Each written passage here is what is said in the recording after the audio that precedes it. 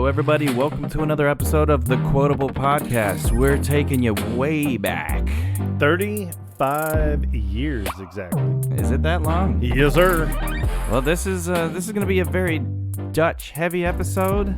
Because You're welcome. I've only watched it like 1.5 times. And the movie we're talking about today, for those of you who didn't look at the title and just let it autoplay, is Men at Work. All right, let's get into it.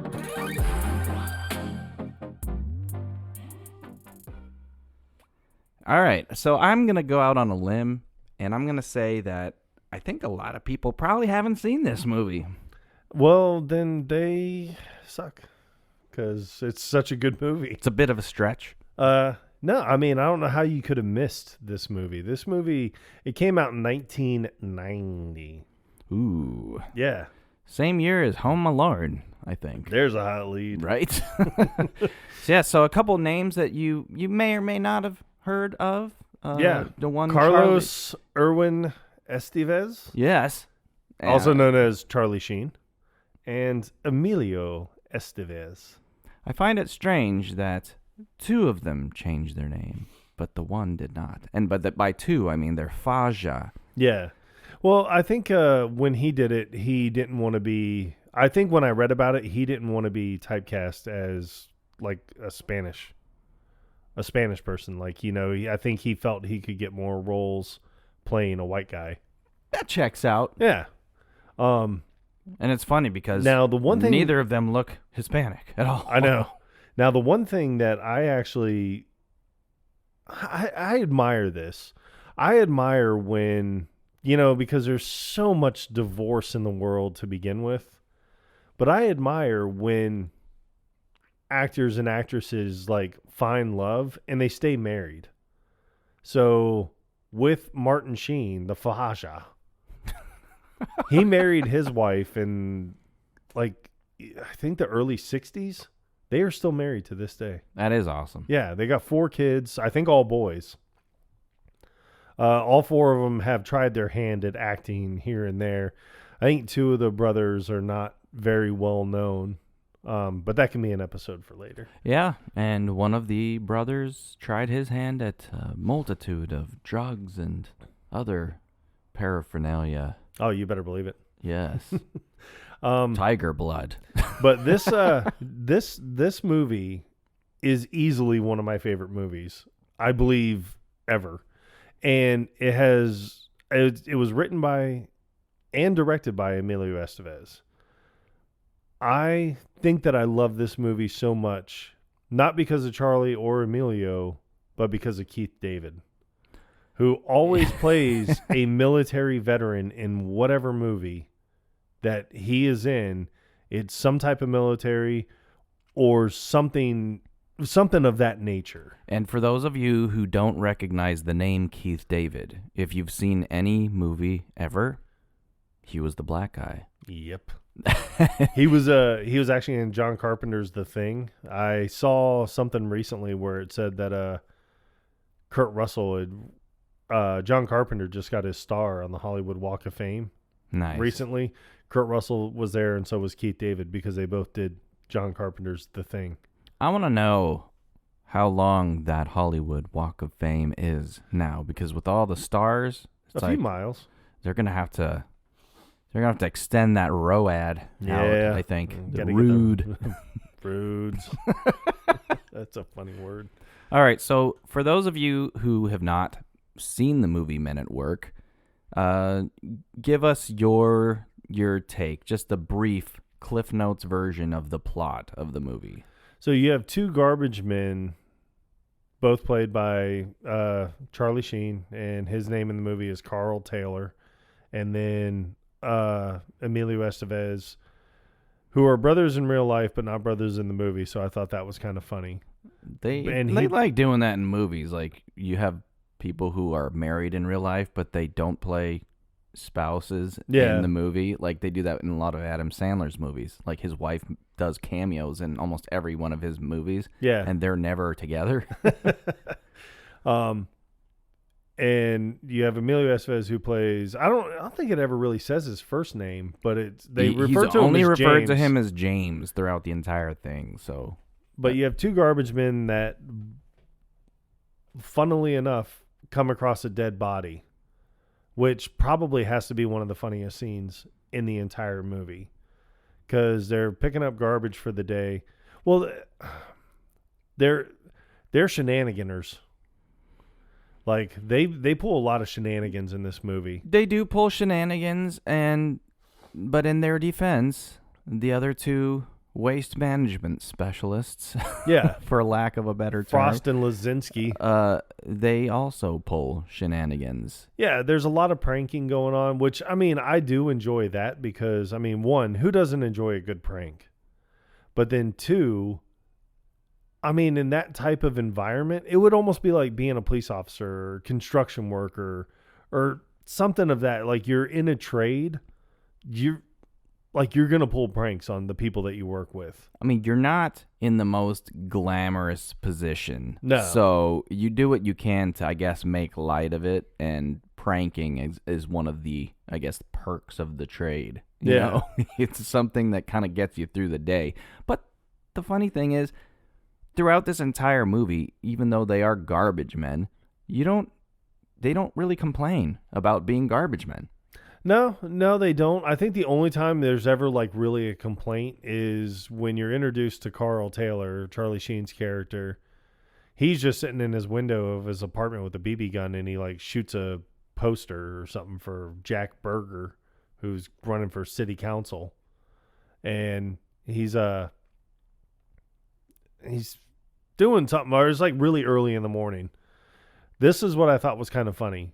His phone rings and he picks it up. He's like, yeah. And it's his boss. And he's like, are we coming to work today, Mr. Terry? He's like, yeah, well, I'm walking out the door right now. He's not walking out the door. He's still in his bathrobe. Yeah. The man doesn't even have a shirt on. Which, I like that bathrobe. I do. I love that bathrobe. Red and black vertical striped bathrobe. Yeah. But then he goes back to his windows with his binoculars, and he's just like spying on the building across from him. There were a couple things about this scene that I was like, okay, one, this is weird. You have a feeling that, you know, the first lady he looks at, he was like, let's see if my favorite stewardess is up. And he was like, yep, all right, getting ready. And he was like, oops, because she looks right at him. He's like, busted. It's like, if you're going to, all right, I'm not advocating spying on being a peeping Tom, yeah. I'm not advocating this at all, but I mean, he's got his lights on in his apartment and everything, so yeah, you want to be a little bit more secretive about this. A little discretion, maybe. So, you know, and then he sees another guy like dancing with a blow up doll, and he's like, well, that's a match made in heaven. And then he's panning across, and there's a guy sitting in a chair across from him, looking out his window with a pair of binoculars. So it pans past him. He's like, wait a minute. And he goes back and he was like, wait, hello. It's like, who's this bozo? It's like, he's literally doing the same thing you're doing. He's thinking the same thing that you're thinking. I guarantee it. So then he, like literally, eye level directly across, he sees a girl getting up and opening up her drapes and everything. He was like, who is this? I am led to believe that Carl has been in his apartment for years. And later on, when you're introduced to the female counterpart, she's been in her apartment for years. How has he never seen her?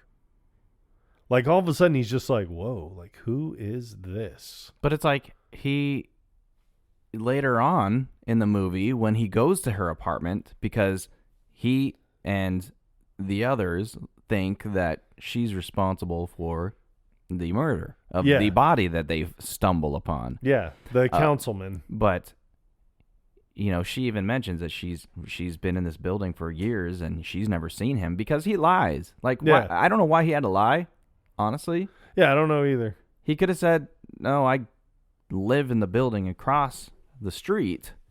But he lied about his name. Yeah. He lied about where he lives. He lied about what he does for a living because he claimed to be a doctor, like a phrenologist. Yeah, phrenologist.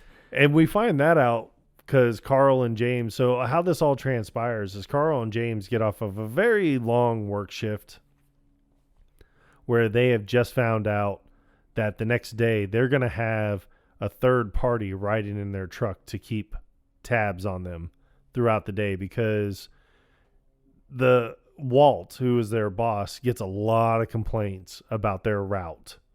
Banging trash can lids, rolling a bowling ball down an alley, all these different shenanigans. And they're just sitting there like, we have no idea what you're talking about. When Walt's like, all right, well, we're gonna have to send a third party liaison with you. How embarrassing is that? You pick up trash for a living.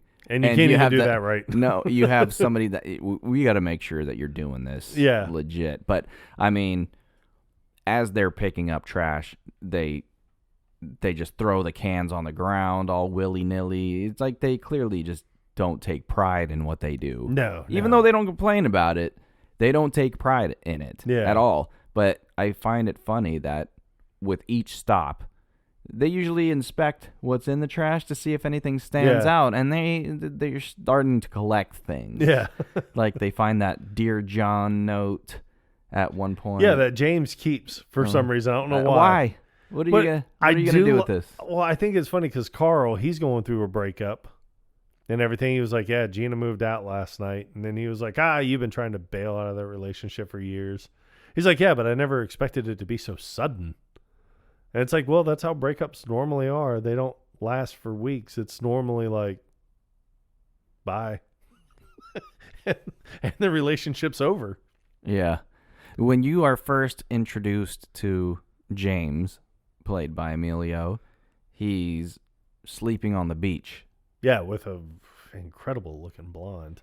Yeah, and so this is the first interaction. This is where you find out like he's into surfing and stuff, even though they don't surf throughout the entire movie. No, it kind of mentions it at one point when they're like after lunch that one time, and then they're walking on the beach and they have their surfboards. Mm-hmm. So it's like, they have a lunch break, but then they're like, we'll just surf and then go back to work. But it never shows them surfing. No. At all. But the woman that he's with on the beach, she's like, can you leave your surfboard? I might want to go back out later on. He's like, leave my surfboard. Yeah, and she was like, yeah, you promised me last night. And then I was like, those false promises so you can get laid. Yeah, you suck. I know what you're doing. Foiled by your own. Foiled again. And it's funny because there's this woman that you see him with, and then when they're doing their route, during one of the stops, he knocks on the fence. Yeah. And this other woman comes out. Yeah, because that's right after he reads the Dear John letter. Mm-hmm. And he was just like, he was like, it's shit like this that just tears me apart. And he was like, and then Carl, he's being the pessimist right now because, he's going through a breakup. And he's like, it's just in the air right now. He's like, relationships. And then, you see James and he was like, what? I never have any problems. And he knocks on the gate and that lady answers and he was like, hey, baby. And like gives her a hug and she's like, hi, James.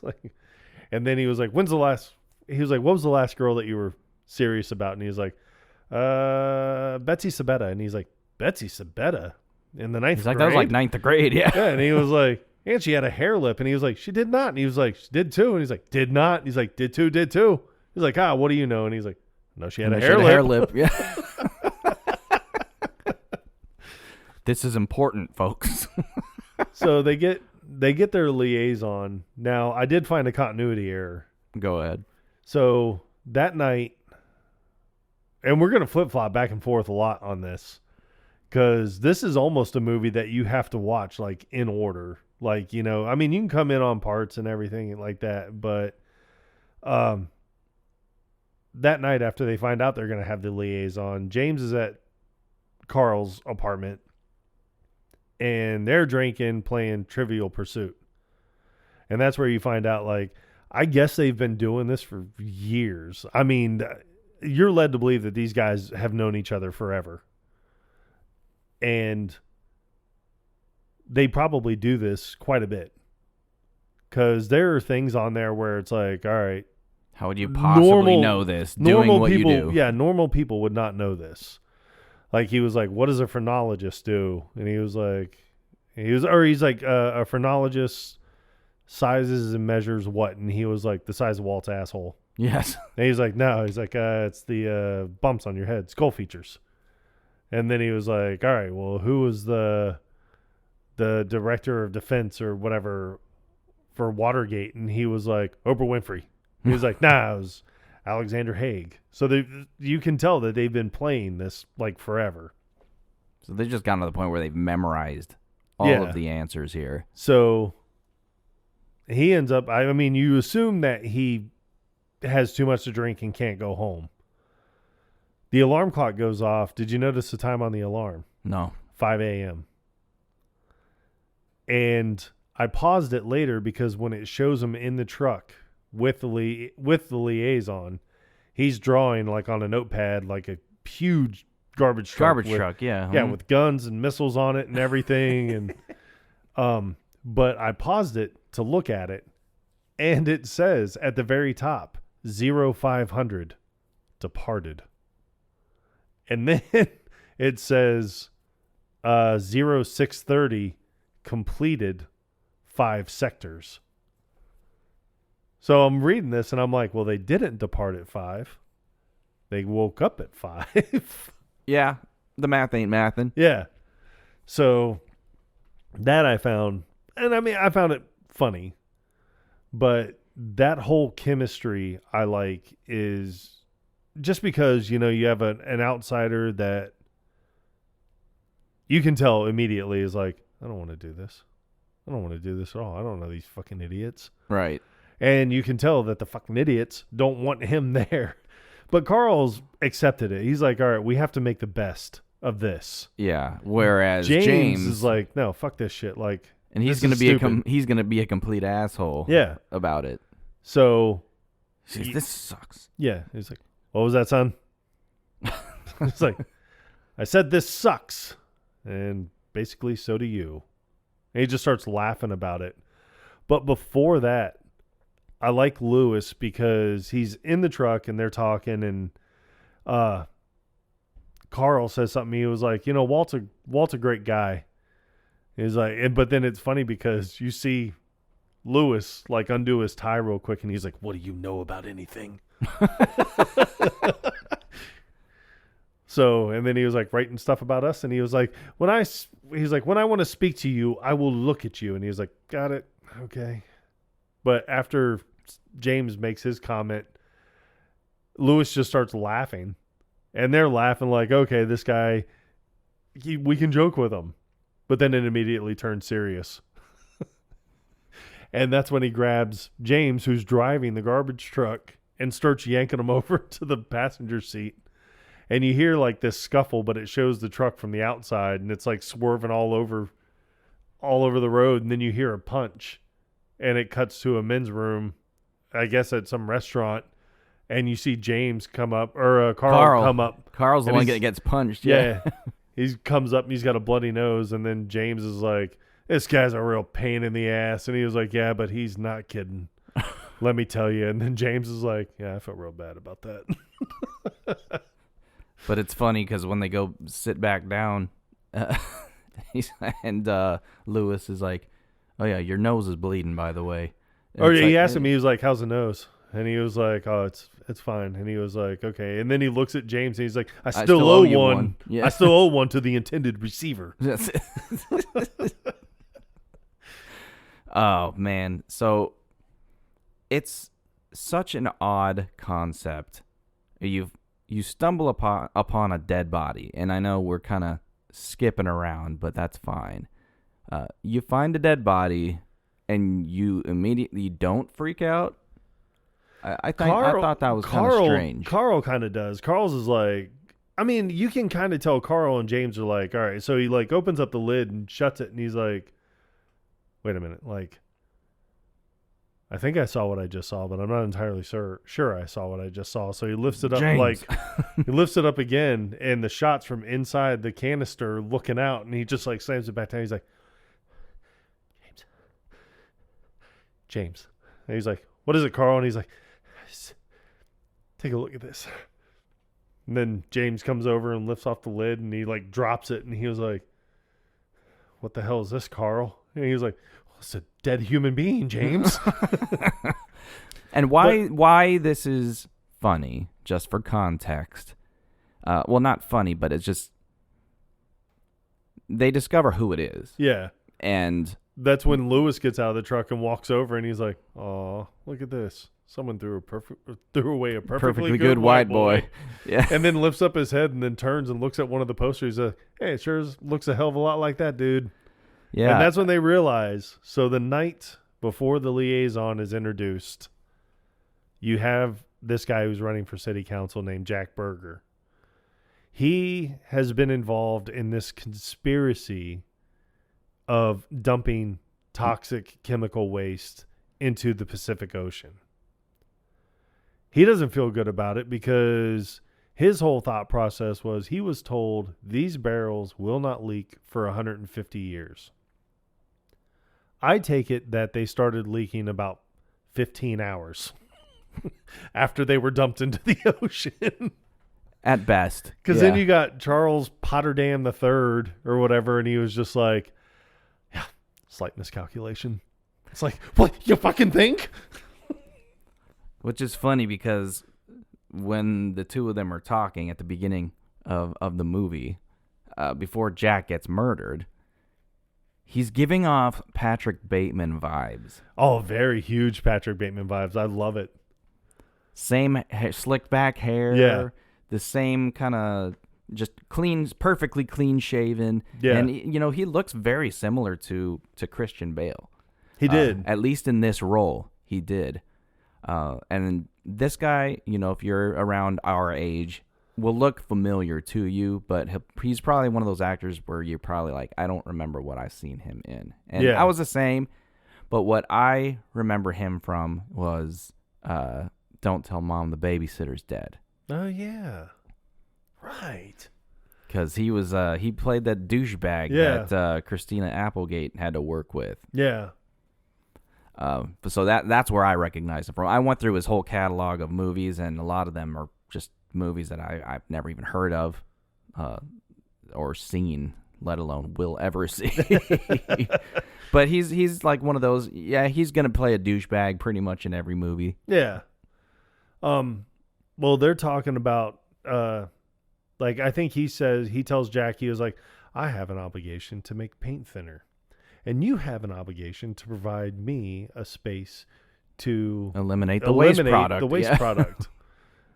I guess he was thinking, okay, well, we can dump it somewhere, but I didn't really think that the ocean was going to be where we were dumping it. But then, I guess he's also being paid a lot of money to keep it quiet. Yeah. So he was just like, all right. And he has a crisis of confidence in this moment, and he's just like, I don't feel good about this. And the guy pulls out an envelope with obviously a ton of money in it, and he was like, there's no amount of money in the world. So he leaves, and you find out that he's actually bugged himself, and now he has a tape. So they've already decided, okay, well, we're going to kill Jack. He's basically at this point, it's like, okay, one, his conscience is taken over, and now he's just a loose end. Had he known that he was going to get killed, he probably would have taken the money. I think a lot of people, if they knew they were going to get killed, it's like, just keep your mouth shut and take the money. I would have just taken the money, period. Yeah, either way. Just to have the money. I'll never live long enough to spend it. And then still blackmail the guy. Yep, exactly. So... So he leaves, and then, that's when Potterdam walks over to his two hitmen, which their characters are hysterical. They have some of the stupidest dialogue I've ever heard in my entire life. But it is so funny because I could see it as being fitting. So they follow Jack, and Jack has this tape, and now you can tell he's paranoid because he's like, oh my God, I gotta hide this tape. Well, the girl from across the street from Carl, she's his campaign manager, and she comes in, she was like, I have all this stuff that needs your signature, and I need you to listen to this tape. He's like, right now? So he's like signing off everything, and she was like, yeah, this is the music for the fundraiser thing. And he was like, well, if you like it, just do it. I don't care. He's like, I trust you. I trust your opinion. That's why I hired you. And of course, whenever there's 2 tapes in a movie, they always get switched. Yep. So this accidentally gets switched. He gets the music. She gets the confession. And his only thought is, I have to go to the police. So he goes to the police. Talks to Captain Jack. I don't know what his name was, but when he walks in, he was like, hey, Jack. And he was like, Jack. Yeah. So you have Jack meeting Jack, which I thought was funny. So he was like, yeah, he goes, I know who's responsible for the dumping of the toxic chemicals, and I'm kind of involved. He's like, oh, Jack. He's like, yeah, I got a tape here. Has a full confession on it. So the guy puts it in and starts listening to it, and it's this music, this hip-hop music, and he's like, what is this? It's weird because in both situations where they put the tape in and it's the music tape, not the confession, it seems to take an incredibly long time for people to realize it's not the tape that they think it's supposed to be. Yeah. So that's exactly what it is, because the whole time the music's playing, you just hear the councilman, Jack, just sitting there, and he's like, I know it's a shock to hear.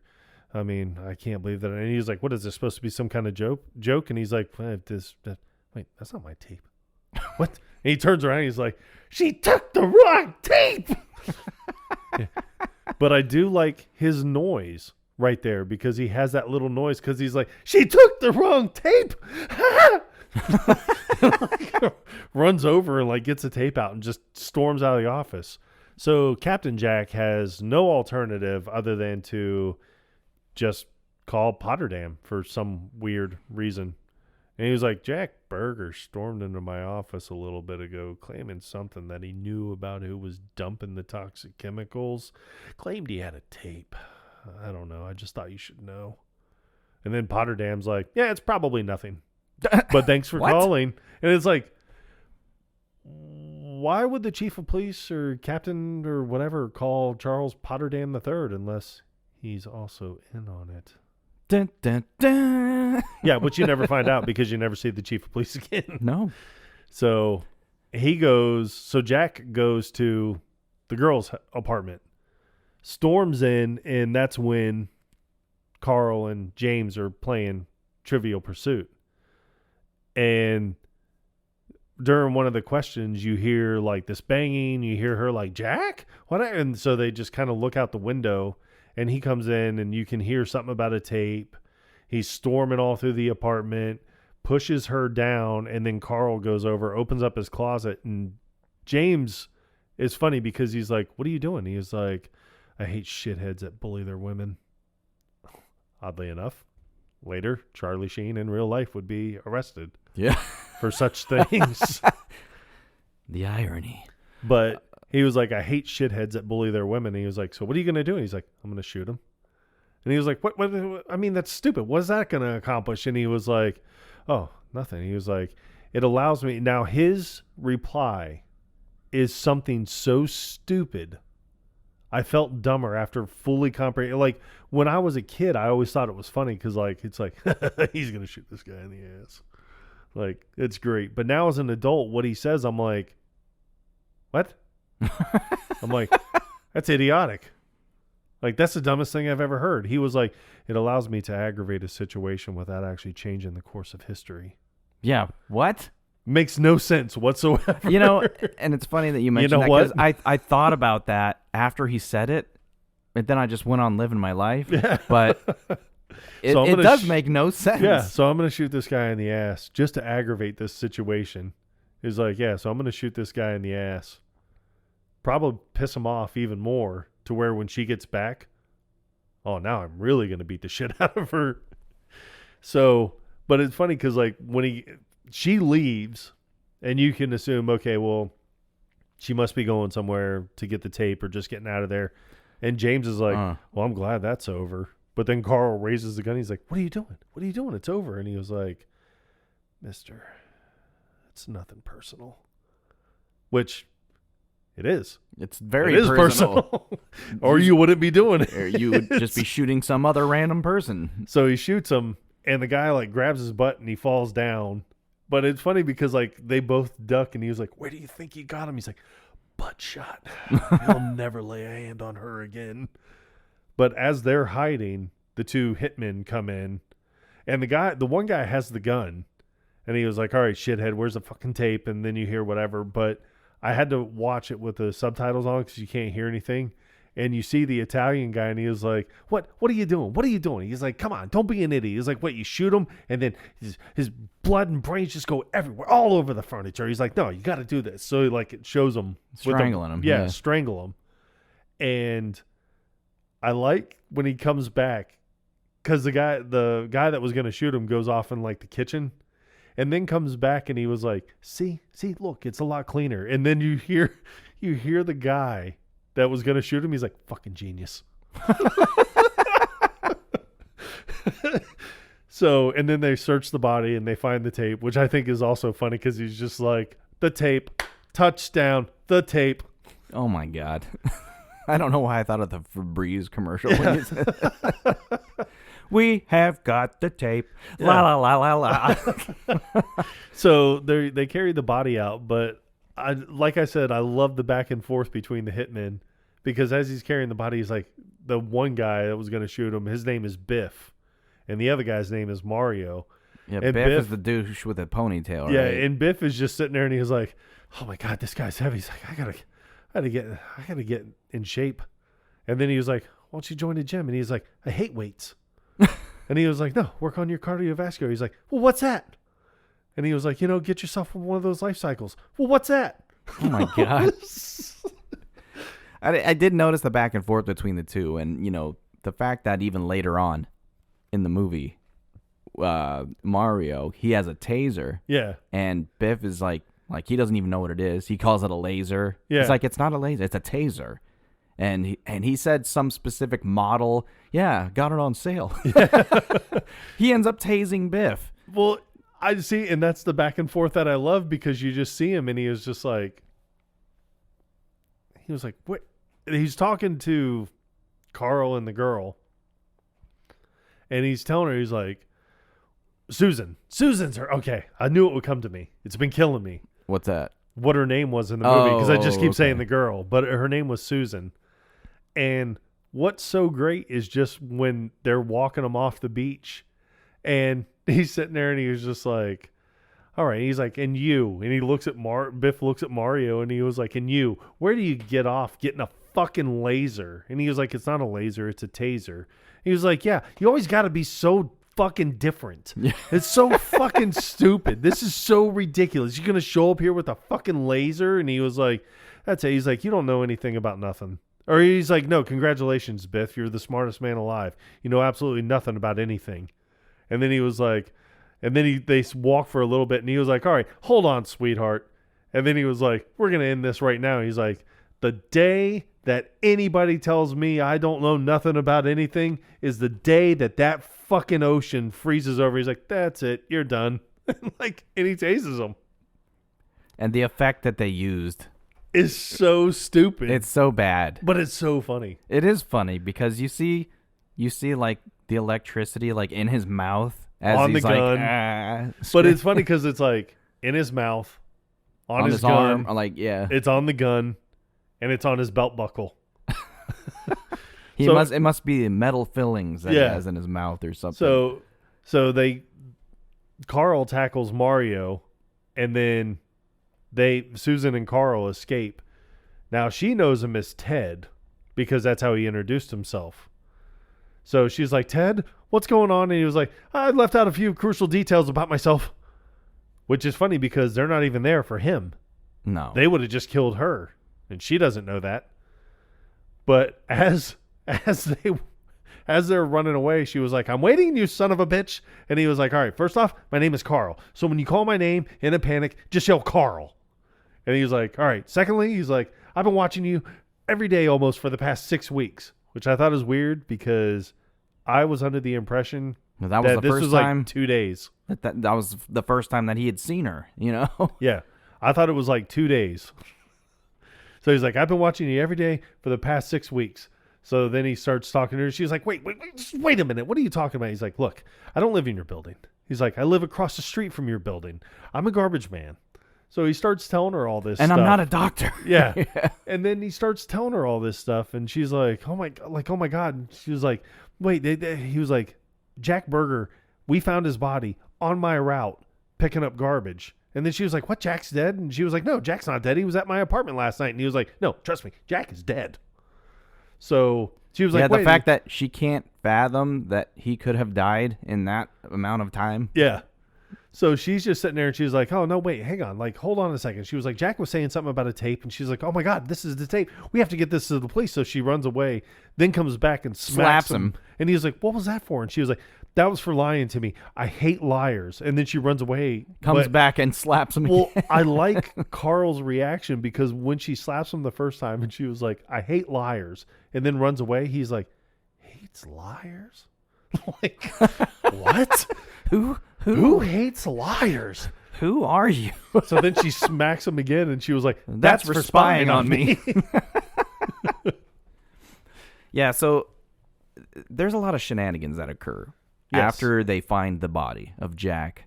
First of all, when Lewis sees the body, he's not disturbed by it at all, and he even takes it upon himself to pull him out of the barrel. Yeah. And put him inside the truck. Yep.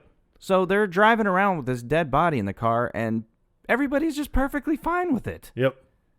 Later on, they end up back at the apartment. They order a pizza. They want to find out what's going on, so they continue spying at Susan across the street and everything. And the pizza guy shows up when... Easily one of the funniest scenes in the entire movie. James, he has to use the restroom. And I like how they did this, because when they cut to the bathroom, you see him from the front, and you don't see behind him. You just see that he's in the bathroom. You can kind of see the shower off to the right and everything, and he's standing there. It's like he's trying to go. Yeah, and it goes up over his shoulder. It kind of, the camera pans enough so you can see the dead body, which they have put a Richard Nixon mask on, is... I'm not a crook. They have him sitting on a chair. Yeah. So they can easily move him around as needed. And he's like, I can't go with him and with you watching me, kind of thing. So right when the pizza guy shows up, he's wheeling him outside to move him just into another room. Yeah. So he can just go to the bathroom. Did you listen to the name of the pizza place? I did not. I can't remember the exact name of it, but I do remember how he introduced it, because like there's a knock on the door and Lewis has that BB gun, and he's looking through the scope, and he's like, who is it? And he was like, De Niro's Pizza and Pancakes. What? Yeah. That is so fucking random.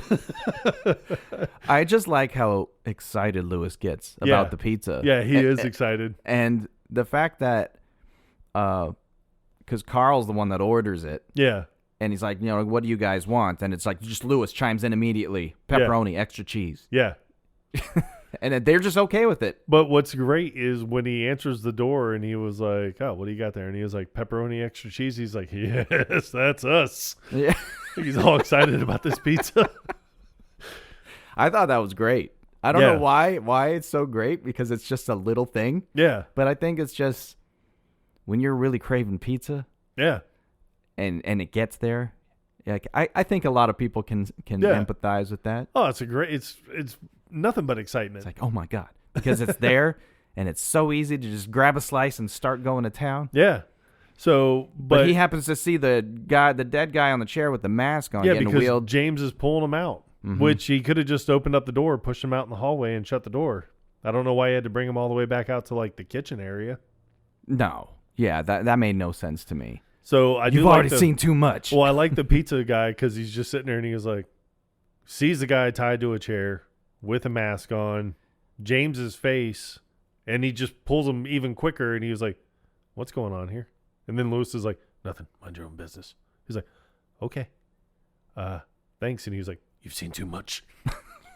And just yanks him in and starts spinning him around. But it's just so funny because James is like, Lewis, what the hell are you doing? He's like, he saw you with the body. He could start all kinds of trouble.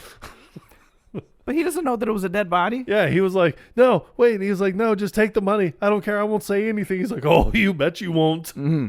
and slams him into the plaster and knocks him out. But James is like, "You've completely lost your mind." And then Lewis is like, "He was provoking me." That scene escalates so quickly. Yeah. But the way that Lewis reacts to everything is so funny. Yeah, because I like James. He was like, "Great, now what do we do with him now?" And then you just see Lewis think about it for a minute, and he's like, "We need some rope." He gets all happy. But James is gonna give him a slice of pizza. He's like, "Yeah, he's hungry. Like, we gotta feed him." Well, it's funny because I like Lewis because he's just sitting in the chair, staring across the street at James and Carl, and he's like, "Oh, if I had my 16 right now, I could take her out easy." And then he looks over and he sees James eating, and the pizza guy tied up, and he was like, and James is like, "This is good. Did you make this?" And the guy's like, shakes his head no, and he was like, "Oh, you want some?" And he like really shakes his head like, no, I know what's in that. I know what they do. Yeah. I mean, so if you have like a delivery guy for a place and you're like, "Oh, are you hungry? Do you want some of this?" And they're like, like, then you have to wonder what's in this. Maybe I don't order from this place anymore. Yeah, you have the inside scoop. I need to know what's going on. But Lewis's reaction, he was like, "Don't give him any, James. He's the enemy." And he was like, "What? What are you talking about?" He's like, "He's not the enemy. He's a pizza guy." He's like, "Oh, yeah, no. Back in Fubai, he would have been dead the second he knocked on that door. I would have snapped his neck. He never would have seen it coming." He goes into this whole long tirade, and then all of a sudden he just ends it with my favorite line of the entire movie. "The commie bastard gets no food."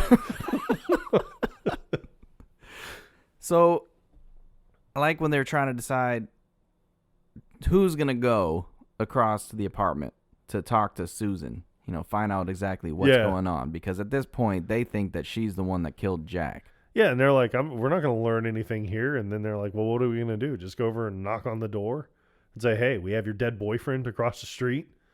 And then Carl's like, Yeah. So he's like, That's "I'll go over exactly there." what we're going to do. Yeah, I'll go over there.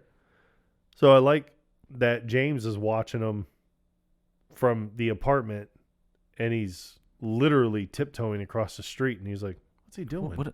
Yeah, and then it pans to Carl. He's like, "What am I doing?" Yeah, just walk normal.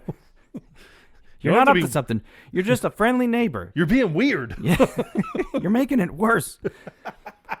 The whole way that he does this, like, it bothers me. Like, he's going to like knock on the door, and then she opens the door before he even can knock. And going to take her trash out. He pretends to get scared, and then falls on the ground, and then he pretends that his ankle is broken or hurt. Or he sprained his ankle. Yeah. Yeah, but I do like because he like screams and kind of falls down, and he's like, "Don't kill me."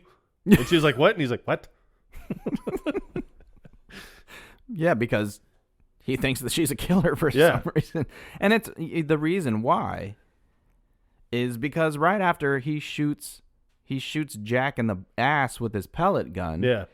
Him and James duck down, like underneath the window, so he can't spot them. Like who did this? Yeah. But if they would have just peeked their head up to see what was going on, they would have seen the other two guys killing him. Yep. They never did. Nope. I don't know why. Never. I don't know. I would have been checking because it would have been hilarious. This guy like grabbing his ass. Yeah. Because it's funny. We're juveniles. We never grow up. Yeah. So this whole thing, it's all basically just a misunderstanding. So I do like when they find the body and they're going through everything that, Lewis gets the body out and he's examining the body. But when they're talking about it, because James is like, "Lewis, Carl sort of knows this guy." And then Lewis is like, "So?" and then he was like, "Well, I mean, just to say he shot him."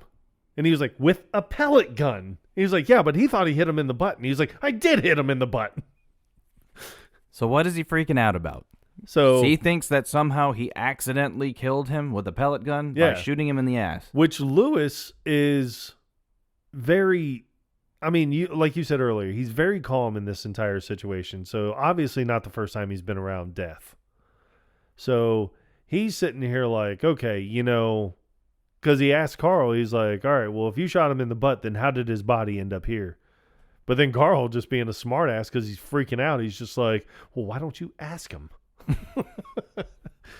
So they're like, oh, maybe it's not a good idea to keep him out in the open like this. But, Lewis does find on the body, is like, unless one of you guys took a piece of rope or a piece of string or something and strangled this guy, I'd say you're both in the clear.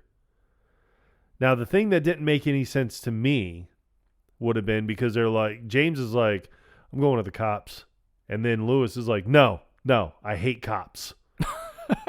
But then Carl's like, oh, it looks like they're coming to us.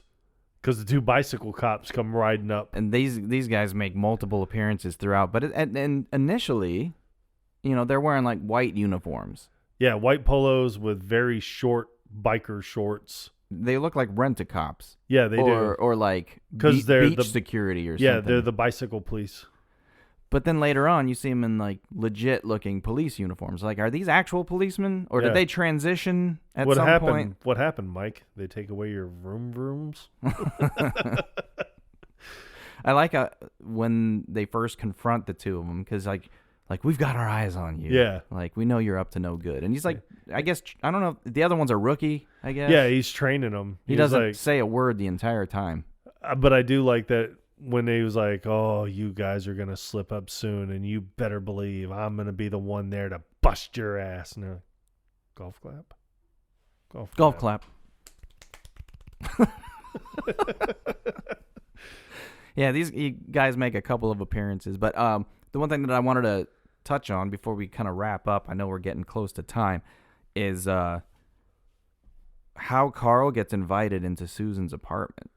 Yeah, he just invites himself.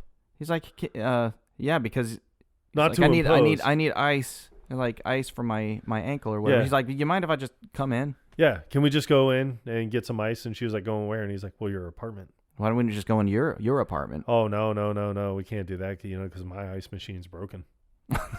And your apartment's right here. The fact that she goes along with this whole charade. Yeah. And then But then he imposes even more because he was like, well, how about a drink? Yeah. And he was like, just to kind of ease the pain. I'm sure that Dom Perignon is chilled or whatever. No, she makes him a drink, like a legitimate drink or whatever. But what I like is how they keep cutting back to Carl's apartment, and they're like, oh my God, they're taking shots together now. And he keeps glancing over to the apartment so he can like wave to them. Yeah. And it's like a slap in the face, like, oh yeah, he's hanging out with this girl now. I do like that when it shows them from across the street, shows Carl and Susan from across the street, and he just does that little wave, and you just hear James and Lewis both go, asshole. Yeah, so he gets up on his perfectly good ankle and walks over to the kitchen and startles her. Yeah. It's like, I do like when Lewis first sees her, though. When she comes into the apartment, he was like, hardly looks like a cold-blooded killer. No comment. Yeah.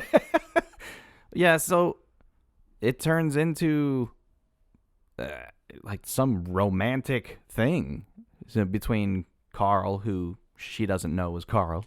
Yeah. And then, because he does the phrenology thing. He does the phrenology thing, and he's like pretending. Yeah. He's just feeling the bumps on her head, and he was like, you were born cesarean, no? And she was like, no. And he's like, well, it's not an exact science. And she was like, yeah, clearly. You like mangoes. And she was like, yeah, I do like mangoes. Well, what I thought was funny is like he goes to, like you said about the Dom, because she's like just making those drinks at first. And it looked like she was going to toast, and he just like downs the shot really quick. And he's it's like, for the pain. It's for the pain. He's like, I hardly touched the stuff. Have another. But then she was like, well, let's move on to champagne. And he was like, oh, yeah, the Dom should be nice and chilled. And she was like, how did you know I had Dom? And he was like, how did I know you have Dom? He's like, doesn't everybody? It's like, no. I like because apparently it's a very expensive drink. Right, exactly. Anybody to this day knows that it's very expensive. It's the elite brand. But I like how later on Carl mentions like the alcohol is kind of hitting me really hard or something. He's like, well, my body's in shock from all the alcohol. That's it. Yeah, the way he phrased it was weird. Need to sit down. But they have the run-in with the two cops. Yeah. Mike and whatever the other one's name is. I don't know if it really ever said his name. It may not have. If it did, it was really quick, and I just didn't catch it. We'll just call him the Stash. Yeah.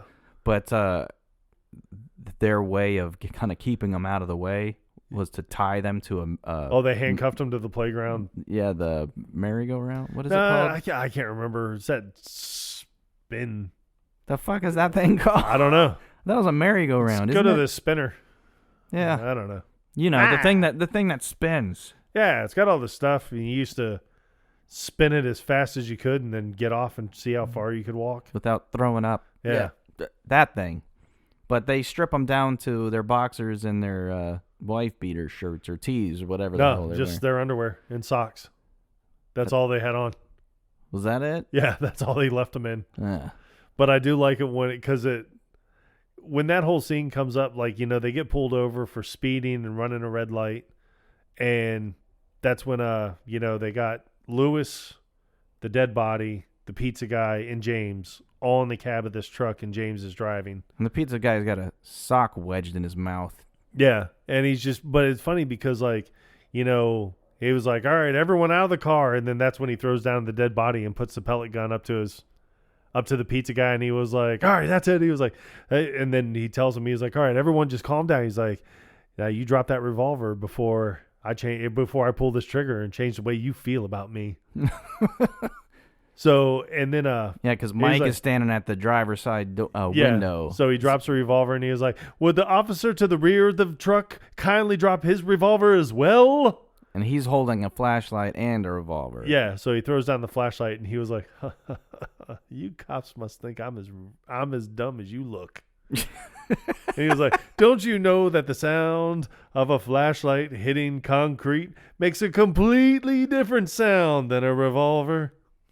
And so Mike just kind of nods over to... So he drops it, and he's just like, all right, now I want Mr. Sneaky Man to come up here and join his partner, Mr. Bonehead. But then when it shows him, after, like, Lewis does what he does, and he's just like, you see Mike, and he was like, you'll swing for this, James. I shit you not. And they're handcuffed to that thing. And then you just see Lewis, and he was like, I don't know about you, but these boys look pretty goddamn sweet to me. And what sucks for them is they're stuck there like overnight, like all night. I like it when Carl and Susan come across the cop car, and they're like, police, and they're like, over here by the playground. So they go running up, and Carl sees it, and Susan, they're like, oh, and they're like, Carl, give us a hand. He's like, no, thanks, guys. I'm not into that, but okay. What's funny is Susan never questions how they know him. I know. That kind of bothered me. Yeah, there were a lot of things about this movie that bothered me. But no, I mean, and those aren't all the funny parts. I mean, but it's a good portion of them. So, but I mean, I think that this movie here, it did kind of stand up the test of time a little bit. Yeah, it was definitely an unusual movie. Different, kind of different plot line. It did, but it's both. But no, I did enjoy watching it. You know, that's the one thing that you bring to the podcast is you've seen a lot of movies that I have not, and I know that I've seen some that you haven't. Right. That may be considered more mainstream, I think. Yeah, that checks out. But I do enjoy the fact that I get to watch these movies that I'm not even familiar with. You know, yeah. And you know, the whole reason we do the podcast is just a celebration of movies in general, right? And we want to kind of share the love of cinematography and all that stuff to everybody, to both of our listeners. Yeah. And we hope that we have two friends, and then we hope that those two friends tell their two friends, and then their two friends tell their two friends. Yes, and on. Yes, it's a fucking pyramid scheme. No, but yeah, if you know, we're just sharing our love of movies, and we hope that you enjoy at least hearing about movies. Maybe it'll give you the opportunity to hear about a movie you've never seen, and you know, go give it a watch, see if you enjoy it as well. But yeah, share the love. As always, you can find us on our socials, the Quotable Podcast on Instagram and at X. Quotable. Yes, on X at Quotable Podcast, but the O's are zeros. God dang darn. We love it. Before we do, right now, if you're listening, at least right now when we recorded this, this movie is available on Amazon Prime. Yeah, and it might be for the foreseeable future, but you never know. Yeah, because, I mean, it was on Prime for a long time, but I think for like 2 years, you've had to like rent it or buy it. But right now, it is free. Yep. So. All right. Well, I guess without further ado. Yay, my favorite part. Your favorite. What's that? I just love this music. What music? Oh, I hear it now. Okay. Well, we hope you enjoyed hearing about Men at Work. I guess until next time. Quotable Podcast. Out. Rent-a-cops. I hate rent-a-cops too.